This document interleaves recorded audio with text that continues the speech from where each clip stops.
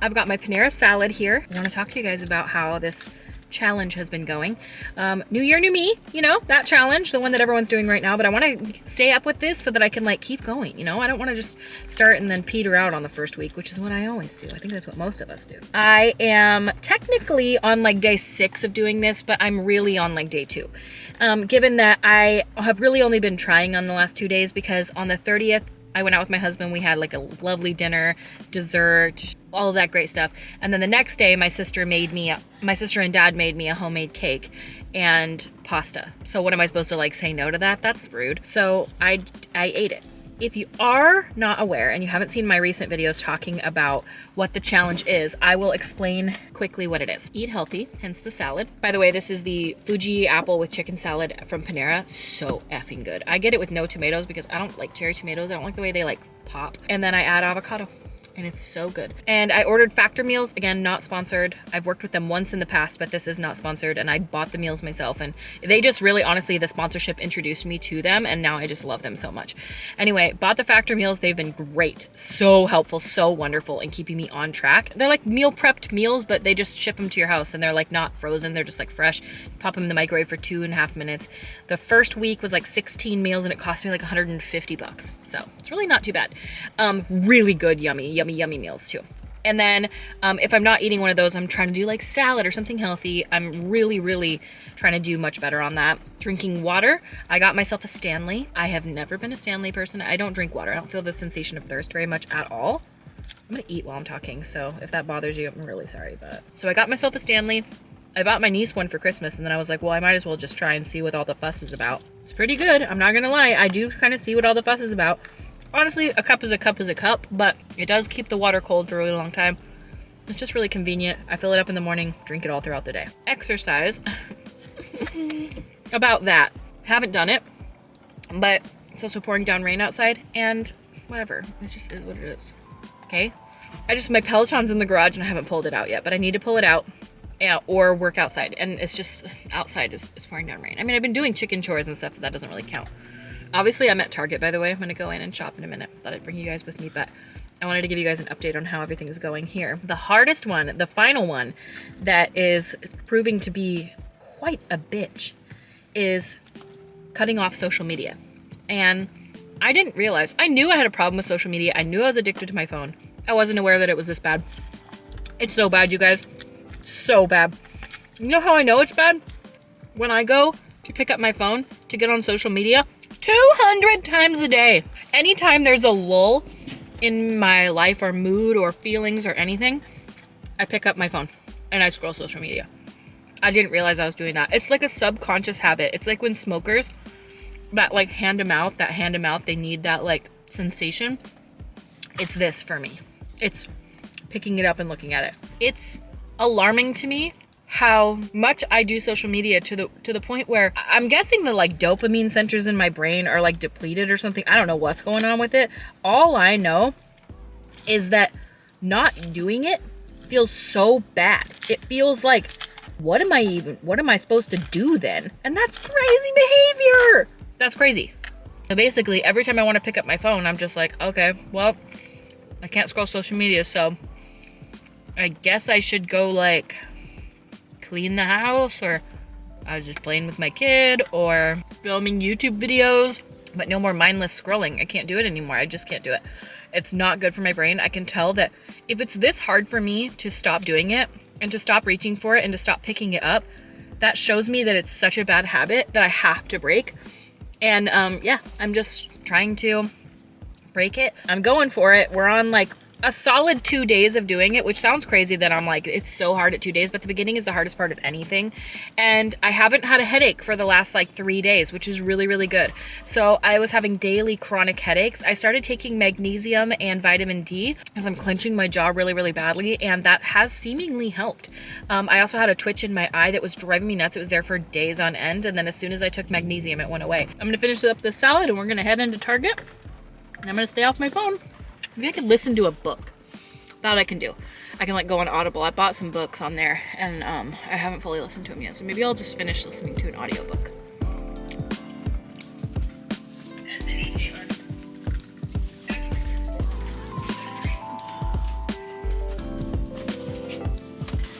I had felt like an imposter when I began writing 2 years earlier, but now I was becoming known as an expert on habits.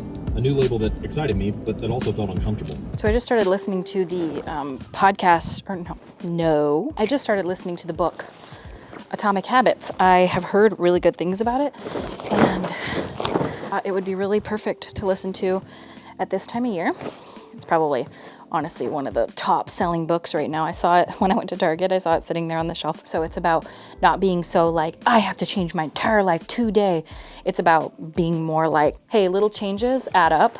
And once, over the course of a year, those little changes will make a big change if you stick to them. This is how I clean, by the way. I push everything into one pile. Everything in the whole room goes into one pile, and then you organize out of that pile so you're not up and kind of like, well, where does this go? And then just all in one and go.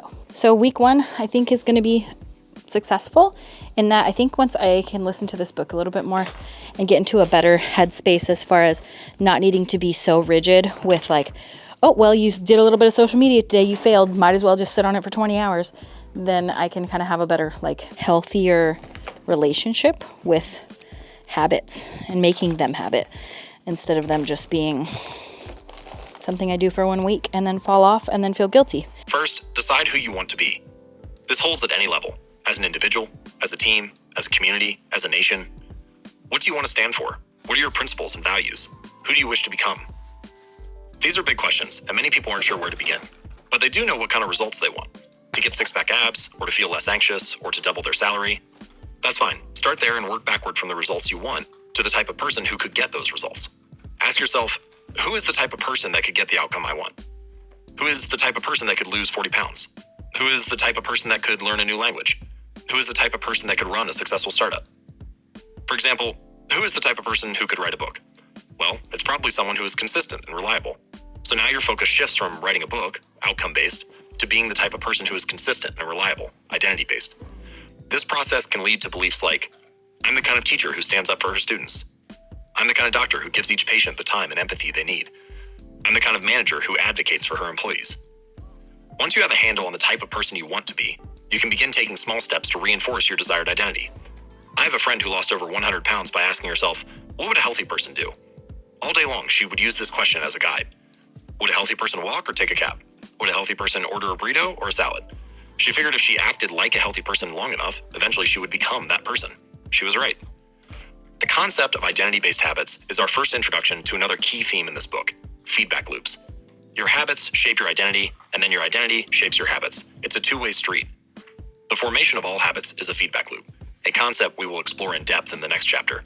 But it is important to let your values, principles, and identity drive the loop, rather than your results. The focus should always be on becoming that type of person, not getting a particular outcome. It's so clean. Tell me. It is so clean, but it's not messy anymore. It's so clean. But,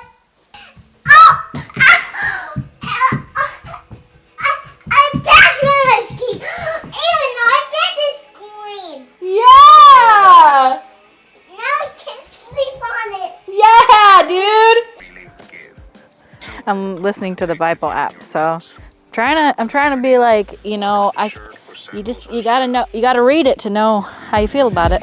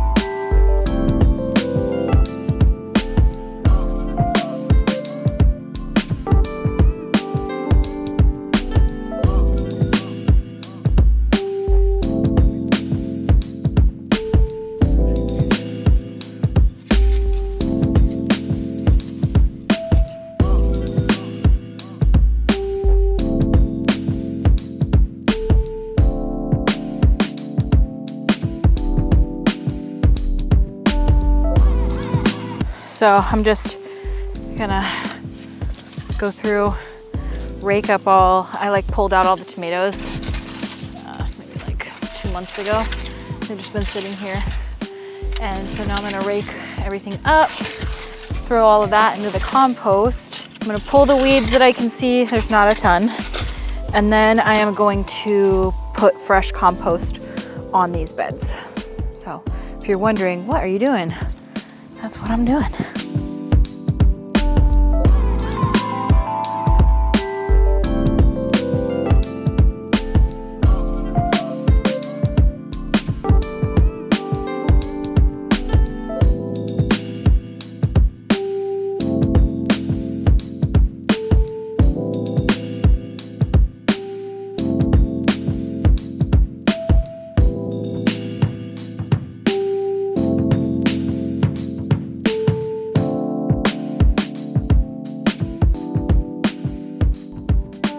All right, it's starting to rain and my camera can't sit out in the rain. I'm gonna keep going for about another hour. Okay, it was 2:30 when I came out. It's about 4:45 right now. I got 2 rows of compost done in the garden, and I pulled weeds in the 3rd row. So, hey, not so bad. Drank a bunch of water. So I'm on the right track today. Feeling good about it. And now I'm gonna go in and tidy up the house and get ready for my family to come home. Breakfast, I had 2 of our chicken's eggs. My lunch, I had this, it's called like a spicy poblano beef bowl with broccoli. And for dinner, I'm not exactly sure which one I'm gonna have, but I shall have one. And it's been a good day. I feel really good about what I was able to get done today.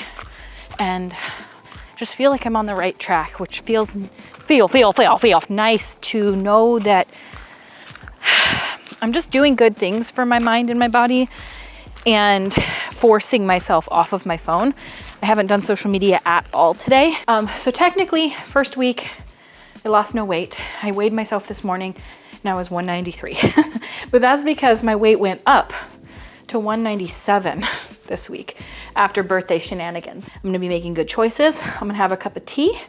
What I'm gonna have is, I got this tea, and when I tell you, it's this one right here, Bigelow Vanilla Chai.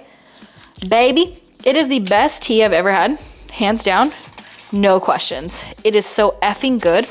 It's unbelievable. So highly recommend that tea if you haven't had it.